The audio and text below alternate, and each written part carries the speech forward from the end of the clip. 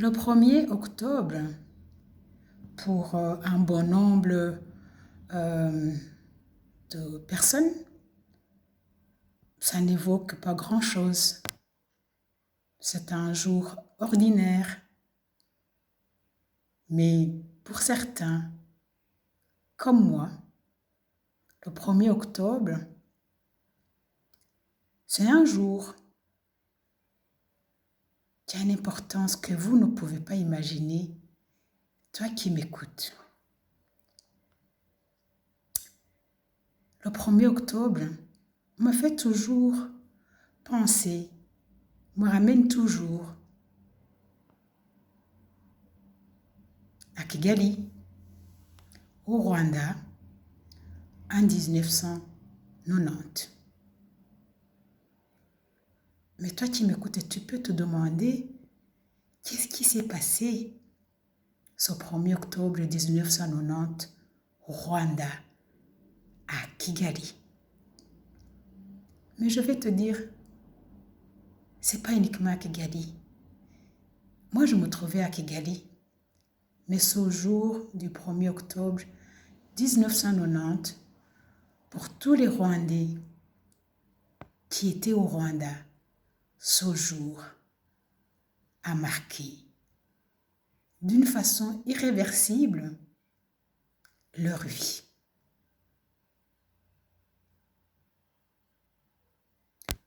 Pour monsieur, madame, tout le monde qui est sur Terre, ce 1er octobre 1990, c'était un lundi.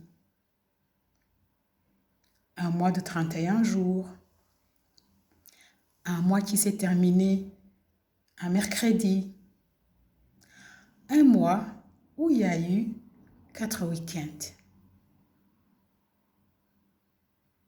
Mais pour les Rwandais qui étaient au Rwanda, comme moi, ces détails sont passés inaperçus. Pourquoi? Parce que ce jour-là, il s'est passé quelque chose. Quelque chose qui a bouleversé à jamais nos vies, qui nous a marqués d'une manière indélébile. Ce jour-là,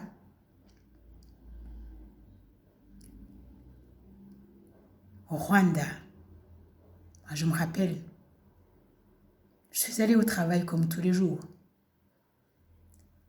Mais l'ambiance était bizarre. Les regards étaient bizarres. L'attitude des gens avait changé. Il y avait un malaise. Il y avait un mal-être.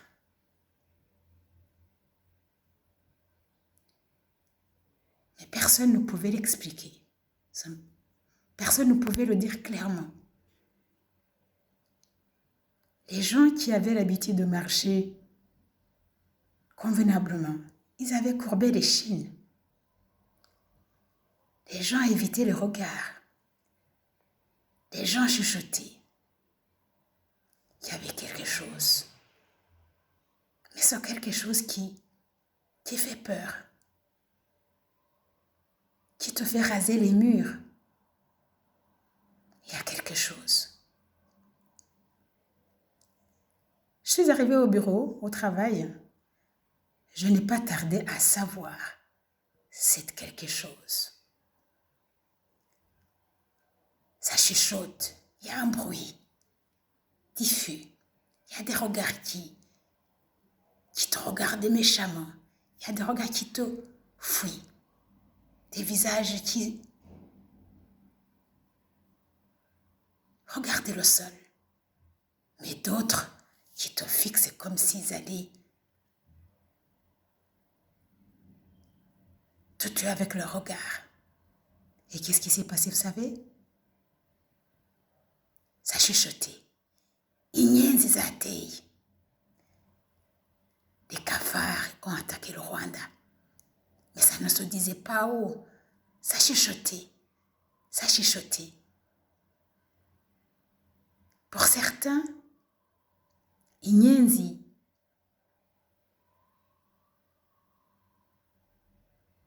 c'était des cafards. Littéralement, c'est ce que ça veut dire.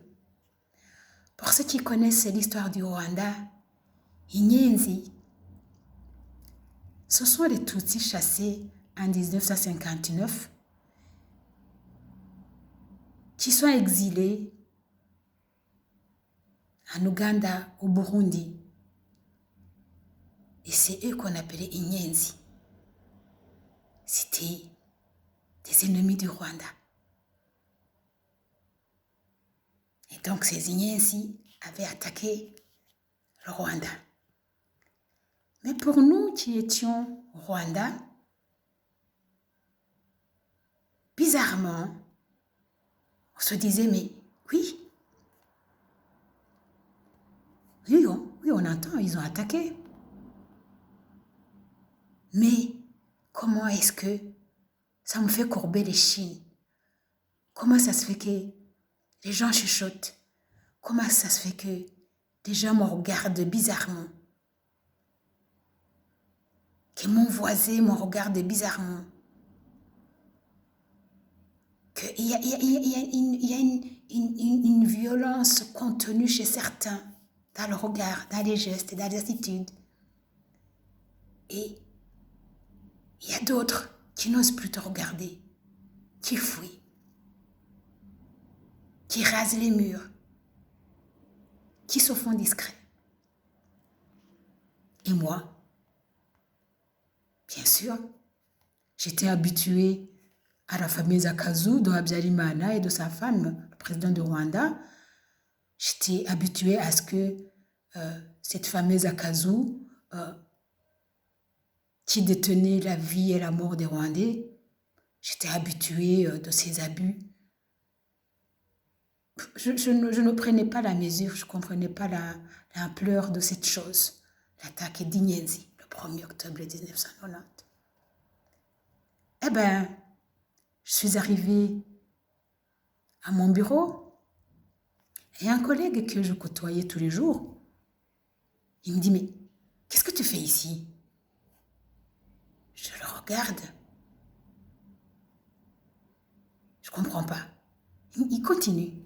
Mais qu'est-ce que tu fais ici? Ben, je lui dis, mais je suis venue travailler. Et puis il me dit, mais tu ne sais pas ce qui s'est passé? Mais il chuchote. Bizarre. Ben, je dis, non, je ne sais pas ce qui s'est passé. Ben, j'ai un conseil à te donner. Si tu veux sauver ta vie, tu as intérêt à rentrer chez toi, parce que ça peut mal tourner pour toi. Mais il y avait une sorte de froid, de glacial. Dans le bureau, il y avait une ambiance vraiment malsaine. Mon collègue, il insiste. Dis, je te connais. Et je sais que tu es en danger. Rentre chez toi. Et ne remets plus les pieds ici. Son collègue travaillait à la radio Rwanda de Kigali. À cette époque, je donnais des émissions de lutte contre la famine, des émissions d'élevage.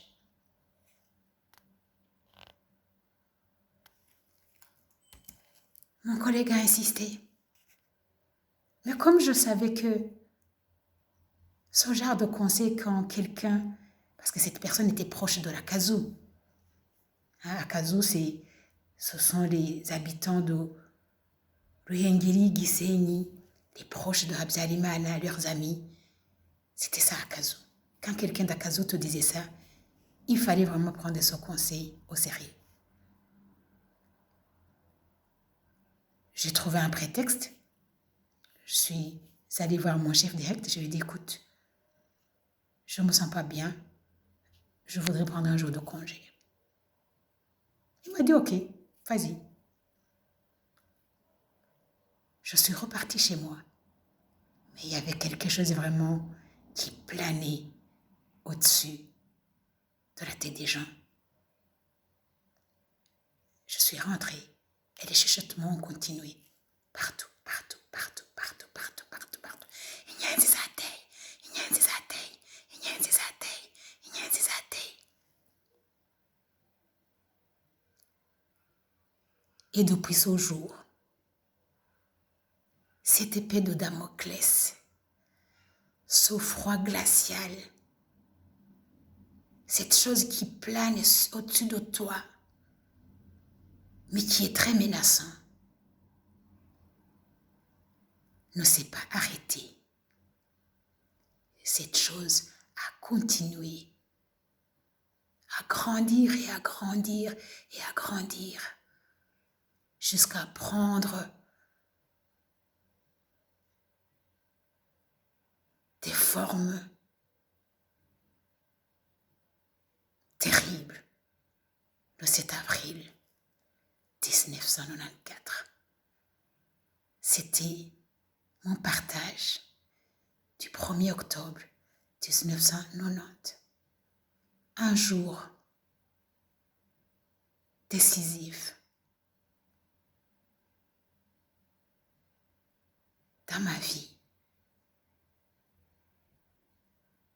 Un jour déterminant pour beaucoup de Rwandais qui restera toujours dans nos mémoires.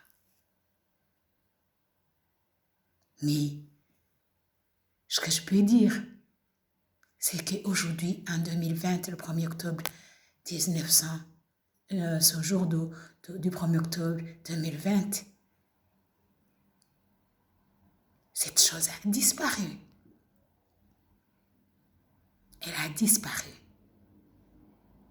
Les Ignains n'existaient plus.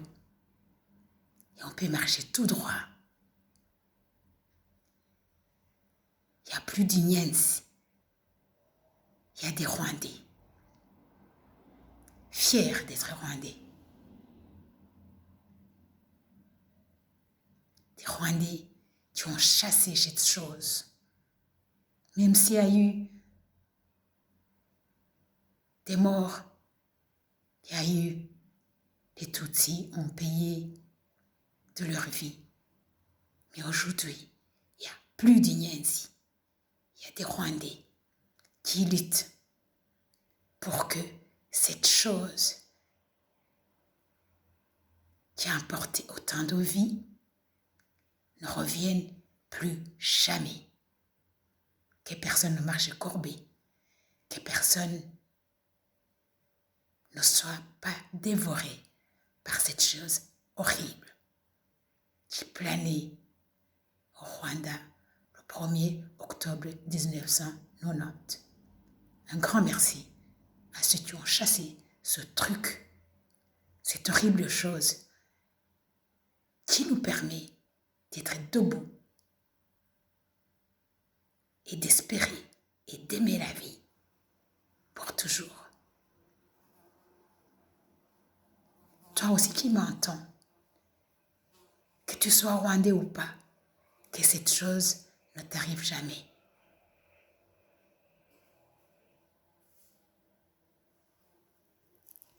T'as la force. Aime ton prochain. Parce que nous sommes la race humaine. Que ce soit en Afrique, que ce soit en Europe, que ce soit sur les 5 continents, même sur la planète Mars. Nous sommes la race humaine. Et unissons-nous pour que la race humaine vive en paix.